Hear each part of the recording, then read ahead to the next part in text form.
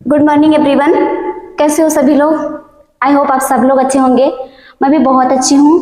और आज का टॉपिक पढ़ने के लिए तैयार हो? चलिए ठीक है। हम लोग क्या पढ़ रहे थे? एनाटॉमी और फिजियोलॉजी। क्या पढ़ रहे थे? एनाटॉमी और फिजियोलॉजी। एनाटॉमी और फिजियोलॉजी में हम लोग अब तक बॉडी सिस्टम पढ़ रहे थे। बॉडी सिस्टम हमारा खत्म हो गया है। आज हम लोग स्टार्ट करेंगे सेल पढ़ने के लिए। आप लोग का सिलेबस मैं आप लोग को बता दी थी कि हम लोग एनाटॉमी और फिजियोलॉजी में क्या क्या पढ़ेंगे। तो सबसे पहले हम लोग को बॉडी सिस्टम पढ़ना था, जो कि खत्म हो गया है। आज से हम लोग स्टार्ट करेंगे सेल पढ़ने के लिए। सेल सेल जो वर्ड है ना, ये इंग्लिश का वर्ड है। सेल को इंग्लिश में सेल बोलते हैं और हिंदी में सेल को कोशिका बोलते हैं। कोशिका का नाम सुने हैं ना आप लोग, 10th और 12th में पढ़ाई किए होंगे। तो वो सेल है। अभी तो आप लोग सेल देख रहे हो, जो हिंदी मीडियम में बच्चे पढ़ाई किए होंगे आप लोग कोशिका देखे होंगे, उसी को हम लोग इंग्लिश में सेल बोलते हैं। अब आप लोग एक चीज और जानते होंगे कि जब हम बायो पढ़ते हैं तो बहुत सारी वर्ड ऐसे होते हैं जिनका बायोलॉजिकल नेम होता है। तो जो सेल है ना, उसका भी बायोलॉजिकल नेम है, जिसे बोलते हैं साइटो। सेल को इंग्लिश में, इंग्लिश जो है ये सेल जो है ये इंग्लिश वर्ड है, और इसी को जब बायोलॉजिकल नेम देते हैं तो सेल का नाम है साइटो। यहाँ पर मैंने लिख रखा है साइटोलॉजी। मतलब साइटो मतलब सेल और लॉजी मतलब हो गया स्टडी। मतलब हम लोग सेल के बारे में स्टडी कर रहे हैं, जिससे बोलते हैं बायोलॉजी में देखें तो साइटोलॉजी या सेल बायोलॉजी। यहाँ पर हम लोग देखते हैं साइटो का मतलब होता है सेल। साइटो क्या है? बायोलॉजिकल नेम है। क्या है? Biological name. तो साइटो मतलब सेल और लॉजी का मतलब होता है स्टडी करना, यानी कि सेल के बारे में स्टडी करते हैं, जिसको बोलते हैं साइटोलॉजी या सेल बायोलॉजी भी बोलेंगे। ठीक है, ये दोनों वर्ड आप लोग को समझ में आया? Cell, cytology. ठीक है, नेक्स्ट हम लोग देखेंगे। देखिए, अगर आप लोगों को, ये तो शॉर्ट नोट है, सब लोग इसको राइटिंग करेंगे। ये हमारा शॉर्ट नोट है, जो मैं लिख रही हूँ ये शॉर्ट नोट है। अगर इसको आपको पूरा डिटेल में चाहिए होगा तो मैं डिस्क्रिप्शन में, और नहीं तो डिस्क्रिप्शन में नहीं, मैं आप लोग को एक कमेंट में लिख करके आप लोग के लैंग्वेज में, मैं इंग्लिश में, हिंदी में, तमिल में और उड़िया में, सभी लैंग्वेज में लिख करके कमेंट में डाल दूंगी। आप लोग वहां से अपने लैंग्वेज में इसको देख लीजिएगा। वो फुल नोट रहेगा, यहाँ से आप लोग शॉर्ट नोट बनाएंगे। मैं सभी लोग का नोट चेक करूंगी, सब लोग यहाँ से अपना शॉर्ट नोट बनाएंगे। ठीक है, तो सब लोग मेरे साथ में, इसे जैसे मैं पढ़ा रही हूँ, जो इम्पोर्टेंट पॉइंट होगा उसको राइटिंग भी करोगे। ठीक है, क्योंकि यहाँ पर मैं ओनली आप लोगों को हिंदी में ही एक्सप्लेन करूंगी। आप लोग को मैं राइट करके, कमेंट में राइट करके डाल दूंगी, वहां से आप लोग अपने लैंग्वेज में देख लीजिएगा। जिस भी वर्ड का आप लोग को मीनिंग अपने लैंग्वेज में जानना होगा, उसको आप लोग अपने लैंग्वेज में देख लीजिएगा। ठीक है, अब हम लोग देखते हैं सेल होता क्या है। A cell is the structural and functional unit of life. Cell क्या है? स्ट्रक्चरल एंड फंक्शनल यूनिट है हमारी लाइफ का। The cell was discovered by Robert Hooke in 1665। कह क्या रहा है कि सेल का जो खोज किया था ना, वो रॉबर्ट हुक ने किए थे। कब? 1665 में, 1665 ईस्वी में। तो सेल है क्या? स्ट्रक्चर एंड फंक्शनल यूनिट है हमारी लाइफ का, और इसको खोजा किसने था? रॉबर्ट हुक ने 1665 ईस्वी में। इतना समझ में आया? इतने में किसी को डाउट है कुछ? ठीक है, हम लोग नेक्स्ट पढ़ते हैं। इसमें किसी को कुछ डाउट नहीं है ना? इसके आगे हम लोग पढ़ेंगे। नेक्स्ट है हम लोगों का कुछ फैक्ट देख लेते हैं। हमने आप लोग को बताया था कि टाइप पढ़ेंगे, लेकिन सेल से रिलेटेड कुछ फैक्ट हैं जिनके बारे में हमें जानना जरूरी है, इसीलिए पहले हम लोग इसको देख लेते हैं। तो सबसे पहले ये देखिए, smallest cell in human body. हमारी बॉडी का सबसे स्मॉल सेल जो है ना, वो है स्पर्म। याद रहेगा? ठीक है, नेक्स्ट है large cell in the world. पूरे वर्ल्ड में सबसे लार्ज सेल जो है वो है ओस्ट्रिच एग। हिंदी में बोलते हैं शुतुरमुर्ग। सुने हो ना? शुतुरमुर्ग का अंडा। ये है लार्जेस्ट ह्यूमन सेल। हमारी बॉडी में जो सबसे लार्जेस्ट सेल है वो है neuron. Cell that does not divided. कौन सी सेल है जो डिवाइड नहीं होती है, मतलब जिसका विभाजन नहीं होता है? वो है न्यूरॉन। सबसे लंबी सेल क्या है, लार्जेस्ट सेल है न्यूरॉन, और डिवाइडेड भी नहीं होती है, वो है न्यूरॉन। फास्ट डिवाइडिंग सेल, ऐसी कौन सी सेल है जो सबसे ज्यादा हमारे बॉडी में डिवाइड होती है, बहुत फास्ट ग्रो करती है, वो है लीवर। मैं आप लोगों को बताई थी कि अगर लीवर को हम लोग काट देंगे तो वो फिर से उसी आकृति में आ जाएगा। मतलब जो लीवर होता है ना वो बहुत ही फास्ट ग्रो करता है। इतना समझ में आया? आप लोग को इसको मैं चेक करूंगी, आप लोग इसको अच्छे से राइट करके और चारों तरफ बॉक्स में इसको रखेंगे, अच्छे से राइटिंग करोगे और इसको बॉक्स में रखोगे। ये फैक्ट आप लोगों को याद रहना चाहिए, ठीक है? समझ में आ गया सबको? ये बहुत सिंपल है, ये कुछ भी इसमें समझाने वाली उतनी चीज भी नहीं है, पर आप लोग को ये चीजें याद रखनी है और इसको अच्छे से राइटिंग करना है, कॉपी में नोट्स बनाना है, ठीक है? नेक्स्ट पढ़ेंगे। किसी को कोई डाउट है इसमें? अब हम लोग देखते हैं टाइप ऑफ सेल। नेक्स्ट जो हम लोग पढ़ेंगे वो है टाइप ऑफ सेल। सेल कितने टाइप का होता है इसके बारे में देखेंगे। फर्स्ट है प्रोकैरियोटिक सेल। प्रोकैरियोटिक सेल क्या होते हैं? Primitive old cell. प्रीमेटिव मतलब ना प्राचीन, ओल्ड सेल पुराने सेल, जो पुराने सेल होंगे उन्हें बोलते हैं prokaryotic cell. Eukaryotic cell, eukaryotic cell क्या होते हैं? Advance cell found in plant and animal, जो हमारे अंदर, जो जीव के अंदर, एनिमल के अंदर और प्लांट के अंदर पाए जाते हैं, उन्हें बोलते हैं यूकैरियोटिक सेल्स। ये दोनों समझ में आया? प्रोकैरियोटिक सेल क्या होते हैं और यूकैरियोटिक सेल क्या होते हैं, ये समझ में आया? ठीक है। नेक्स्ट हम लोग देखेंगे कि इसके बारे में, इसका टाइप हम लोग पढ़ लिए हैं, इसके बाद हम लोग स्ट्रक्चर इसका देखेंगे। इसमें डाउट होगा तो आप लोग पूछिएगा, कुछ भी अगर डाउट हो, क्योंकि डाउट नहीं रखना है। अब हम लोग इसके स्ट्रक्चर के बारे में देखेंगे। सेल पढ़ रहे थे ना, इसके पहले हम लोग इसका टाइप देखे थे, अब हम लोग इसके स्ट्रक्चर के बारे में देखेंगे। तो ये जो आप लोग को संरचना दिख रही है, ये पूरा सेल है, ये पूरा सेल है, और सेल के अंदर ये सारी संरचनाएं पाई जा रही है। तो सबसे पहले मैं इसको आप लोगों को जितना भी इसमें ये सारी चीजें इसके अंदर सेल के अंदर पाई जा रही है, ये सब मैं आप लोगों को एक एक करके एक्सप्लेन करूंगी। लेकिन इसके पहले इस पूरी संरचना को आप देख लीजिए कि ये कैसा है, कैसा बना हुआ है। इस डायग्राम को आप सभी लोग व्हाइट पेज में अच्छे से बना करके लेकर के आएंगे। जैसे बनाए हैं ऐसे ही बनाइएगा, इधर उधर करके कुछ भी मिस्टेक, स्पेलिंग मिस्टेक, कुछ भी मिस्टेक नहीं होना चाहिए। अच्छे से बना करके व्हाइट पेज में कल लेकर के आएंगे सब लोग। ओके, तो ये देख सकते हैं आप लोग ना कि ये पूरा संरचना है, ये पूरा जो है ये सेल है और इसके अंदर ये सारी चीजें पाई जा रही है। सबसे पहले बाहर से ही हम लोग स्टार्ट कर रहे हैं। तो जो सबसे पहले ये बाहर वाली, देखिए हम लोग जब हार्ट पढ़ रहे थे तब भी हम लोग देखे थे उसका लेयर होता है। जब हम लोग पल्मोनरी सिस्टम पढ़ रहे थे उसमें भी लेयर था, मतलब हम कुछ भी स्किन पढ़ रहे थे तो भी लेयर था। तो हर चीज का लेयर होता है। तो इसमें भी ना जो सेल है ये इसका मेम्ब्रेन है। मेम्ब्रेन मतलब होता है भित्ति या वाल बोलते हैं, उसका मतलब भी भित्ति होता है। तो ये जो बाहर से ये संरचना दिख रही है आप लोग को जिससे ढका हुआ है ये सेल, वो होता है सेल मेम्ब्रेन या फिर प्लाज्मा मेम्ब्रेन भी बोलते हैं। या तो आप लोग सेल मेम्ब्रेन भी बोल सकते हो और प्लाज्मा मेम्ब्रेन भी बोल सकते हो। उसके बाद ये जो संरचना है इसे बोलते हैं माइटोकांड्रिया या माइटोकांड्रियन भी बोल सकते हो या माइटोकांड्रिया, दोनों ही ठीक है। ये एटीपी का फुल फॉर्म होता है एडेनोसिन ट्राइफॉस्फेट, जो कि माइटोकांड्रिया में ऊर्जा के रूप में स्थानांतरित होता है। और ये जो संरचना है इसे बोलते हैं सेंट्रियोल्स या फिर सेंट्रोसोम भी बोल सकते हैं। अब इसके बाद ये जैसी आपको ये जो संरचना दिख रही है ना, इसको प्लीज आप लोग डिजाइन मत करिएगा। ये एक ऐसी संरचना है जिसे बोलते हैं माइक्रोट्यूबुल्स। क्या बोलेंगे? माइक्रोट्यूबुल्स। और ये जो संरचना है ना इसे बोलते हैं गोल्जी अपैरेटस। क्या बोलेंगे? Golgi apparatus. और इसके बगल में जो ये राउंड नुमा छोटी छोटी संरचनाएं पाई जा रही है इसे बोलते हैं गोल्जी वेसिकल्स। ठीक है, ये समझ में आया? ये ओनली एक संरचना है, इसको आप लोग को देखना है कि मतलब ये सेल का संरचना है। स्ट्रक्चर, संरचना हिंदी में बोलते हैं, स्ट्रक्चर पढ़ रहे हैं। तो हम लोग अभी मेडिकल में है तो हम लोग थोड़ा इंग्लिश वर्ड ही सीखने के लिए कोशिश करेंगे। समझ में आ रही है? ठीक है। उसके बाद ये जो है ना ये है लाइसोसोम। ये जो संरचना आपको दिख रही है ये है लाइसोसोम, इसे बोलते हैं लाइसोसोम।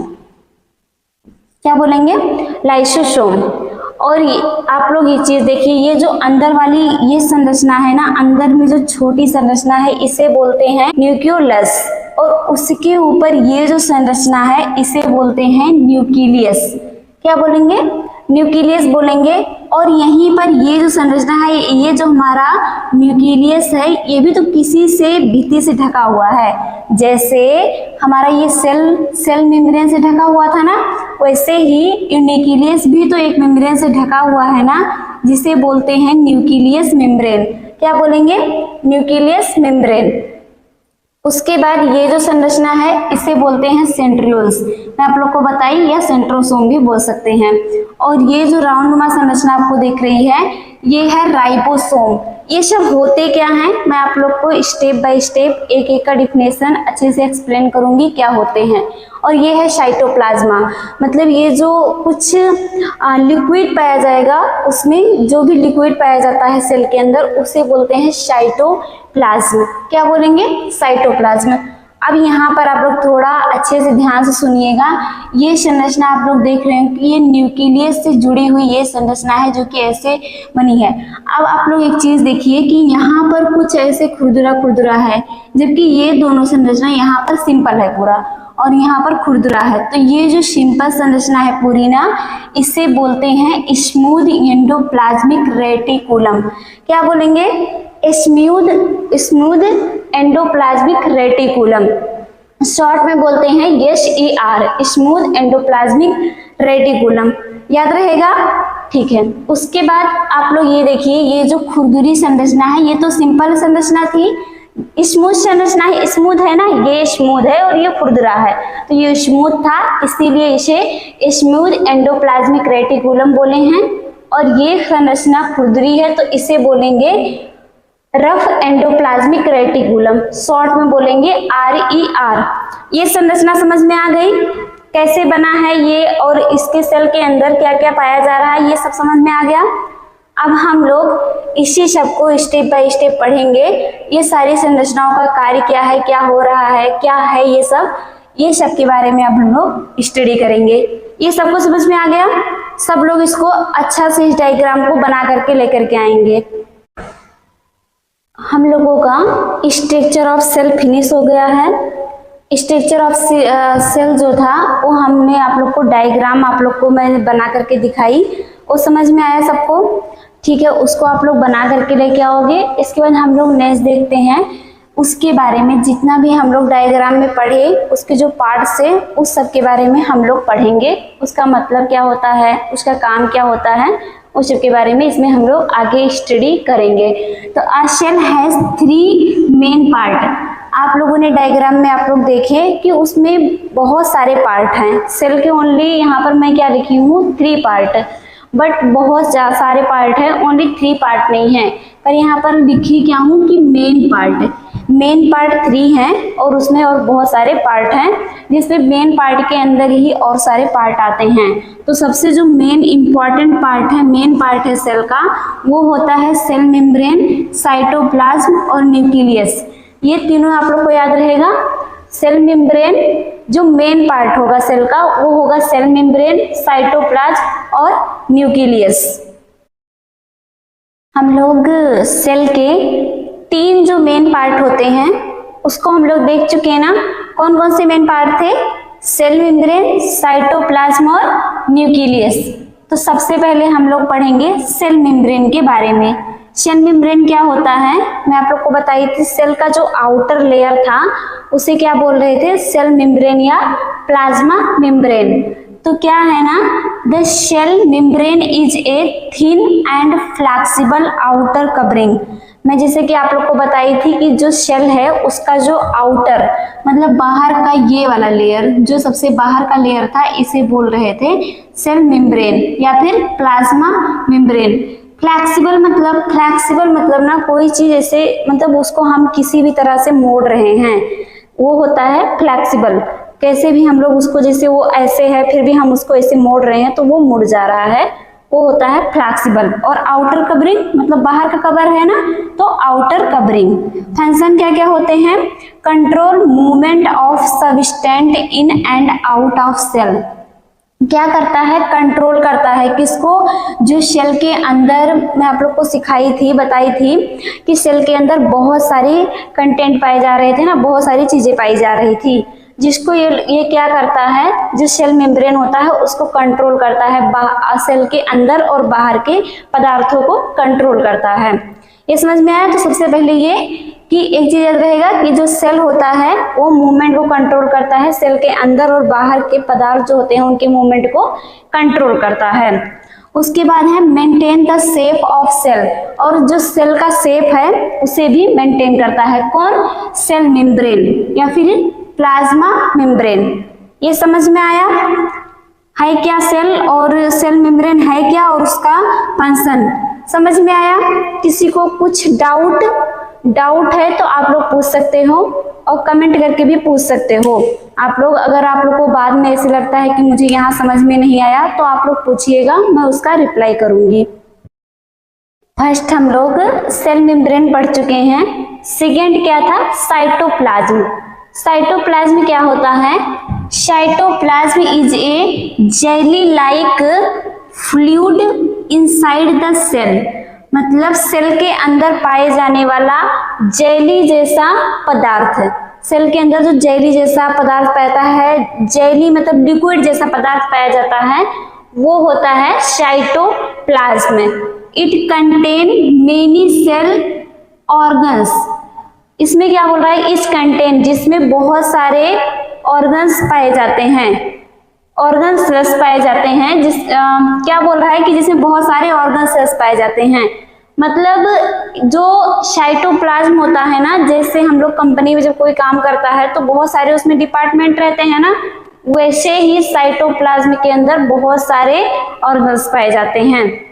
साइटोप्लाज्म समझ में आया? जो सेल के अंदर जेलीनुमा संरचना होती है, जेलीनुमा संरचना होती है, उसे बोलते हैं साइटोप्लाज्म।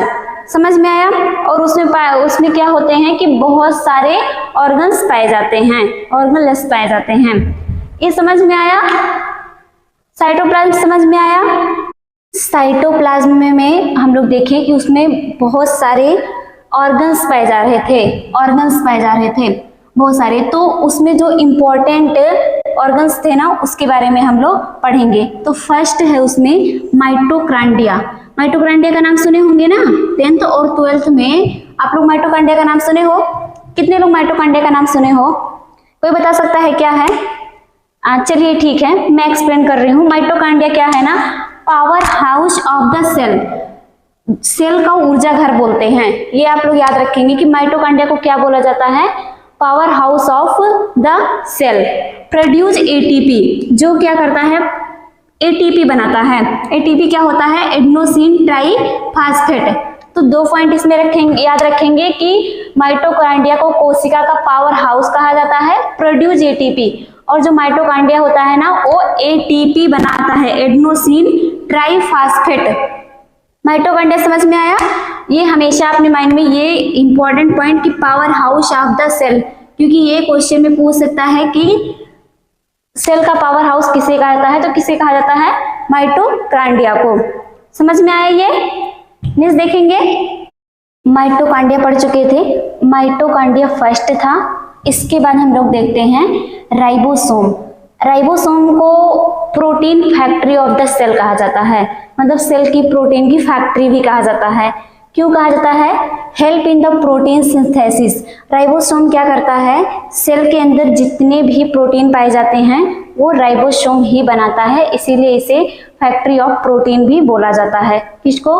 राइबोसोम को फैक्ट्री ऑफ प्रोटीन भी कहा जाता है, क्योंकि ये प्रोटीन सिंथेसिस करता है, मतलब सेल के अंदर जो भी प्रोटीन पाए जाते हैं उन्हें कौन बनाता है? राइबोसोम। थर्ड है एंडोप्लाज्मिक रेटिकुलम। मैं आप लोगों को एक जाल जैसी संरचना दिखाई थी जब हम लोग स्ट्रक्चर पढ़ रहे थे। स्ट्रक्चर आप लोग जा करके देखिए, तो उसमें क्या हम एक जाल जैसी संरचना, कुछ ऐसी संरचना थी जिसको जाल जैसी संरचना दिखाए थे, जो कि न्यूक्लियस से अटैच था, उसको बोलते हैं एंडोप्लाज्मिक रेटिकुलम। जो 2 प्रकार का था, एक तो रफ था और एक स्मूथ एंडोप्लाज्मिक रेटिकुलम, और एक था रफ एंडोप्लाज्मिक रेटिकुलम। तो ये एंडोप्लाज्मिक रेटिकुलम क्या होता है? शॉर्टकट में ER बोलते हैं, endoplasmic reticulum, transports protein and minerals. जो एंडोप्लाज्मिक रेटिकुलम होता है ये क्या करता है, सेल में प्रोटीन और फैट और जो बहुत सारे मटेरियल्स पाए जाते हैं उनको बनाता है और इधर उधर भेजने का काम करता है, मतलब ट्रांसपोर्ट करता है पूरे सेल में। एंडोप्लाज्मिक रेटिकुलम समझ में आया? एंडोप्लाज्मिक रेटिकुलम क्या होता है, प्रोटीन बनाता भी है और फैट, और जो भी सेल के अंदर मटेरियल्स पाए जाते हैं उनको इधर उधर भेजने का भी काम करता है। समझ में आया ये? किसी को कोई डाउट हो तो आप लोग कमेंट में पूछ सकते हैं। नेक्स्ट हम लोग देखते हैं गोल्जी अपैरेटस। गोल्जी अपैरेटस जो है ना उसे गोल्जी बॉडी भी बोलते हैं या गोल्जी कॉम्प्लेक्स भी। गोल्जी बॉडी आप लोग 10th और 12th में गोल्जी बॉडी का नाम सुने होंगे। तो जो गोल्जी अपैरेटस होता है उसे ही गोल्जी बॉडी और गोल्जी कॉम्प्लेक्स भी बोलते हैं। होता क्या है, modifies packaging and transport materials. Cell के अंदर जो प्रोटीन्स और मिनरल्स सब पाए जाते हैं उन्हें सुधारता है, अगर उसमें कुछ प्रॉब्लम है तो उन्हें सुधारता है, पैकेज करता है, उन्हें पैक करता है और उन्हें सही जगह पे ट्रांसफर करता है। मतलब जो गोल्जी बॉडी है, गोल्जी अपैरेटस, उसका काम है प्रोटीन और मिनरल्स को मॉडिफाई करना, मतलब सुधारना और उन्हें पैक करना और उन्हें सही जगह पे ट्रांसफर करना। तो ये समझ में आया? समझ में आया सबको ये? जिसको भी नहीं समझ में आएगा आप लोग बताएंगे। उसके बाद है लाइसोसोम। लाइसोसोम क्या होता है, डाइजेस्ट वेस्ट मटेरियल। सेल के अंदर जो भी वेस्ट मटेरियल पाए जाते हैं उन्हें ये लाइसोसोम क्या करता है, डाइजेस्ट करता है। समझ में आया दोनों वर्ड? दोनों वर्ड का मतलब समझ में आया? किसी को कुछ डाउट है? डाउट है तो पूछिए और नहीं है तो इसके आगे हम लोग पढ़ेंगे। इतना समझ में आ गया है सबको? इतना समझ में आ गया था ना? नेक्स्ट है वैक्यूल्स। वैक्यूल्स क्या होता है, store food and waste. Store food and waste, cell के अंदर जो फूड होते हैं और वेस्ट प्रोडक्ट, कुछ वेस्ट मटेरियल्स होते हैं, उन सबको वैक्यूल्स क्या करता है, स्टोर करके रखता है। और कभी कभी सेल के अंदर जब पानी ज्यादा हो जाता है, वाटर लेवल इंक्रीज होता आता है, तो उसे भी वैक्यूल्स क्या करता है, बाहर निकालता है, वाटर लेवल को भी। तो वैक्यूल्स क्या होता है कि ये स्टोर करता है, किसको स्टोर करेगा, फूड को स्टोर करता है और जो वेस्ट होते हैं उनको भी, फूड और वेस्ट दोनों को स्टोर करके रखता है। सेंट्रोसोम। सेंट्रोसोम क्या होता है, help in cell division, cell को डिवाइड करता है। सेंट्रोसोम क्या करता है, सेल का डिवीजन करता है, सेल को डिवाइड करता है। उसके बाद हम लोग सबसे पहले 3 मेन पार्ट हम लोग पढ़ रहे थे ना। सबसे पहले हम लोग क्या पढ़े थे, सेल मेम्ब्रेन। क्या पढ़े थे, सेल मेम्ब्रेन। उसके बाद हम लोग क्या पढ़े थे, साइटोप्लाज्म। 3 मेन पार्ट हम लोग पढ़ रहे थे सेल के बारे में। 3 मेन पार्ट था, फर्स्ट था सेल मेम्ब्रेन और सेकेंड था साइटोप्लाज्म और थर्ड था न्यूक्लियस। तो ये सब हम लोग जो पढ़ रहे थे ये सब साइटोप्लाज्म के अंदर पढ़ रहे थे। अब हम लोग थर्ड पढ़ेंगे न्यूक्लियस। न्यूक्लियस क्या होता है, the nucleus is the control center. The nucleus is the control center of the cell. Nucleus क्या होता है, सेल का कंट्रोल सेंटर होता है। इट कंटेन डीएनए, जिसमें डीएनए पाया जाता है। तो न्यूक्लियस जो होता है वो क्या करता है कि सेल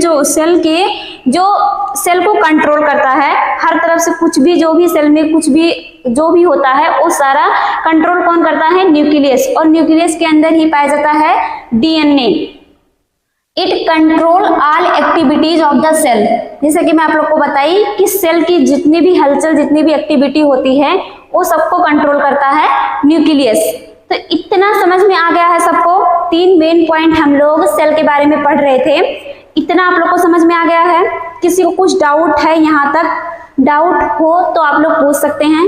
डाउट तो होगा ही, मुझे पता है, क्योंकि डाउट तो रहता ही है। तो प्लीज पूछिए आप लोग अगर डाउट है तो। अब हम लोग देखते हैं ह्यूमन बॉडी सेल एग्जाम्पल। हमारे बॉडी में सेल का एग्जाम्पल देखते हैं। फर्स्ट है आरबीसी। आरबीसी हमारे बॉडी में क्या करता है, कैरीज ऑक्सीजन, लंग्स से और जो ऑक्सीजन होती है उससे उठा करके पूरे बॉडी में भेजता है। कौन, आरबीसी।